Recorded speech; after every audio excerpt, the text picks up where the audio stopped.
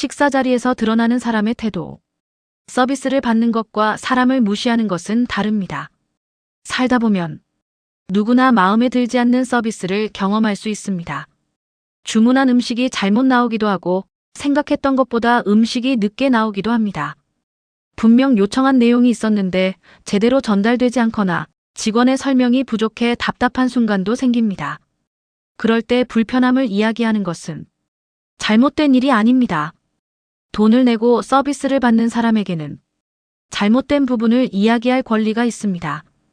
음식이 잘못 나왔다면 바꿔달라고 할 수 있고 서비스에 문제가 있었다면 개선을 요구할 수도 있습니다. 저 역시 그런 요구 자체가 무례하다고 생각하지 않습니다. 오히려 문제가 있는데도 무조건 참고 아무 말도 하지 않는 것이 항상 좋은 태도라고 생각하지도 않습니다. 하지만 문제는 불편함을 이야기하는 것과 사람을 무시하는 것은 전혀 다른 일이라는 점입니다. 서비스에 대한 불만은 상황에 대한 이야기입니다. 하지만 상대를 깎아내리고 모욕하는 것은 사람에 대한 이야기입니다. 이 둘은 반드시 구분되어야 합니다. 예를 들어 식당에서 주문한 음식이 잘못 나왔다고 생각해 보겠습니다. 직원을 불러 죄송하지만 제가 주문한 메뉴와 다른 것 같습니다. 확인해 주시겠어요? 라고 말하면 됩니다. 그런데 어떤 사람은 직원이 다가오자마자 표정부터 달라집니다. 아니, 주문 하나 제대로 못 받아요? 내가 아까 몇 번을 말했는데 그것도 기억 못해요? 여기서 끝나지 않습니다. 직원이 죄송하다며 음식을 바꿔드리겠다고 해도 굳이 한마디를 더 보탭니다. 그러니까 이런 데서 일하고 있는 거 아니에요? 이 정도 일도 제대로 못하면 다른 일을 알아봐야 하는 거 아닌가? 심지어 함께 온 사람들에게 들으라는 듯 요즘은 아무나 직원으로 쓰나 봐. 라고 말하기도 합니다. 이쯤 되면 음식을 잘못 가져온 것이 문제가 아닙니다. 한 번의 실수를 핑계 삼아 상대의 능력과 인격까지 짓밟고 있는 것입니다. 더 심한 경우도 있습니다. 직원이 설명하려고 하면 말을 끊어버립니다. 됐고요. 변명하지 마세요. 직원이 다시 사과하면 사과한다고 끝날 일이에요? 라고 몰아붙입니다. 급기야 사장 나오라고 해요. 당신 이름이 뭐예요? 본사에 전화해서 당신 잘리게 할 수도 있어요. 라는 말까지 합니다. 물론 실제로 심각한 문제가 있다면 책임자에게 이야기할 수도 있고 정당한 절차를 통해 항의할 수도 있습니다. 하지만 문제를 해결하기 위한 것이 아니라 상대에게 겁을 주고 굴복시키기 위해 자신의 힘을 과시하는 순간부터 이야기는 달라집니다. 그것은 권리를 주장하는 것이 아니라 자신보다 약한 위치에 있다고 생각하는 사람에게 힘을 휘두르는 행동이 될 수 있습니다. 그런데 사람을 무시하는 태도는 꼭 큰 소리를 치거나 욕을 해야만 드러나는 것도 아닙니다.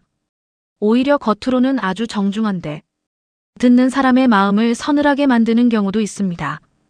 예를 들어 직원이 실수를 사과했을 때 괜찮습니다. 제가 이 정도 수준의 서비스를 기대한 게 잘못이겠죠. 라고 말하는 사람이 있습니다. 말투만 들으면 조용합니다. 욕설도 없습니다. 하지만 그 말 속에는 상대를 낮춰보는 마음이 그대로 담겨 있습니다. 또 이런 말도 있습니다. 학생인가요? 아직 사회생활을 많이 안 해보셨나 봐요. 여기서는 원래 이 정도로 교육하나 보네요.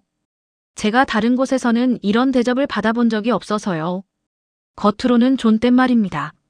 목소리도 크지 않습니다. 하지만 상대에게 전달되는 뜻은 분명합니다. 당신은 수준이 낮은 사람입니다. 존댓말을 사용한다고 해서 모든 말이 존중이 되는 것은 아닙니다. 사람을 깎아내리는 말에 존댓말을 붙였다고 해서 그 말의 본질까지 정중해지는 것은 아닙니다. 저는 오히려 이런 모습을 볼 때 더 불편할 때가 있습니다. 대놓고 화를 내는 사람은 자신이 화를 내고 있다는 것이 보입니다. 하지만 정중한 말투 뒤에 사람을 깔보는 태도를 숨기는 사람은 자신은 끝까지 예의를 지켰다고 생각하기도 합니다. 하지만 존중은 말끝에 요를 붙이는 것으로 완성되는 것이 아닙니다. 상대를 나와 같은 사람으로 대하는 태도에서 존중은 시작됩니다. 또 하나 생각해 볼 장면이 있습니다. 직원이 테이블을 정리하고 있는데 손님이 직원의 얼굴은 쳐다보지도 않은 채 손가락으로 빈 접시를 가리킵니다. 이거, 물잔을 흔들며, 휴지를 가리키며, 저거 좀, 사람에게 부탁하는 것이 아니라 마치 물건을 움직이는 것처럼 대합니다. 고맙다는 말도 없고 눈을 마주치는 일도 없습니다. 직원이 무언가를 가져다 주면 대화를 계속하면서 손만 내밉니다. 그런데 잠시 뒤 자신보다 지위가 높아 보이는 사람이 나타나면 갑자기 자리에서 일어나 웃으며 인사합니다. 아이고 오셨습니까? 말투도 달라지고 표정도 달라집니다. 그런 모습을 보면 그 사람이 예의를 모르는 것이 아니라는 생각이 듭니다. 예의를 누구에게 보여줘야 하는지 사람을 골라가며 판단하고 있었던 것입니다. 저는 사람의 태도가 이런 순간에 더 분명하게 드러난다고 생각합니다. 나에게 도움을 줄 수 있는 사람에게 친절한 것은 어쩌면 어렵지 않습니다. 나보다 지위가 높은 사람에게 예의를 갖추는 것도 사회생활을 하다 보면 자연스럽게 배우게 됩니다.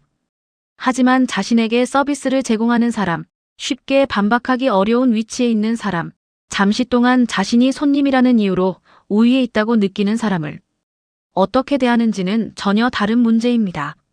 그 순간에는 예절보다 사람을 바라보는 기준이 드러납니다. 생각해보면 우리가 식당에서 돈을 내는 것은 음식과 서비스를 제공받기 위해서입니다. 누군가의 자존심까지 함께 산 것은 아닙니다. 커피 한 잔을 주문했다고 해서 직원의 인격까지 주문한 것은 아닙니다. 비싼 음식을 먹었다고 해서 누군가를 함부로 대할 권리까지 얻은 것도 아닙니다. 서비스는 평가할 수 있습니다. 불편함도 말할 수 있습니다. 잘못된 것은 고쳐달라고 요구할 수 있습니다. 필요하다면 책임자에게 정식으로 항의할 수도 있습니다.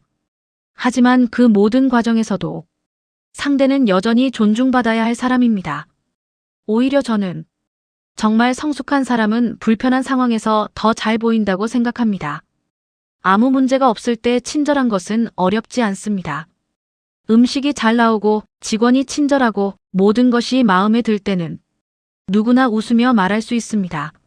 하지만 문제가 생겼을 때도 이 부분은 조금 불편했습니다. 확인해서 처리해 주시면 좋겠습니다. 라고 정확하게 이야기하면서 상대의 인격까지 건드리지 않는 사람. 그런 사람에게서는 자기 권리도 알고 상대의 존엄도 아는 성숙함이 느껴집니다. 결국 중요한 것은 문제와 사람을 구분하는 것입니다. 잘못된 서비스는 잘못되었다고 말하면 됩니다. 그러나 그 일을 한 사람 전체가 하찮은 사람이 되는 것은 아닙니다. 한 번의 실수가 그 사람의 인격을 결정하지도 않습니다. 그리고 내가 돈을 냈다는 사실이 상대를 내 아래에 놓아도 된다는 뜻은 더더욱 아닙니다. 서비스를 받는 것과 사람을 부리는 것은 다릅니다. 불만을 말하는 것과 사람을 모욕하는 것도 다릅니다. 정당한 권리를 주장하는 것과 상대의 자존심을 짓밟는 것은 완전히 다른 행동입니다. 서비스에는 값을 지불할 수 있지만 사람의 존엄에는 가격을 매길 수 없습니다. 그래서 저는 사람의 품격은 좋은 서비스를 받을 때보다 마음에 들지 않는 서비스를 받았을 때 더 선명하게 드러날 수 있다고 생각합니다. 화를 낼 이유가 생겼을 때, 어디까지 말하는지 상대가 쉽게 반박하지 못하는 위치에 있을 때, 어떤 태도를 보이는지 그 순간이 그 사람이 다른 사람을 어떻게 바라보는지를 보여주기 때문입니다. 서비스에 대한 불만은 말할 수 있습니다. 하지만 그것이 사람을 함부로 대할 이유가 될 수는 없습니다. 문제를 지적하더라도 사람까지 짓밟지 않는 것. 어쩌면 그것이 우리가 일상에서 지켜야 할 가장 기본적인 존중인지도 모릅니다.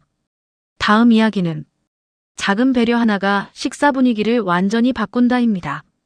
지금까지는 식사 자리에서 우리를 불편하게 만드는 태도들을 많이 이야기했습니다.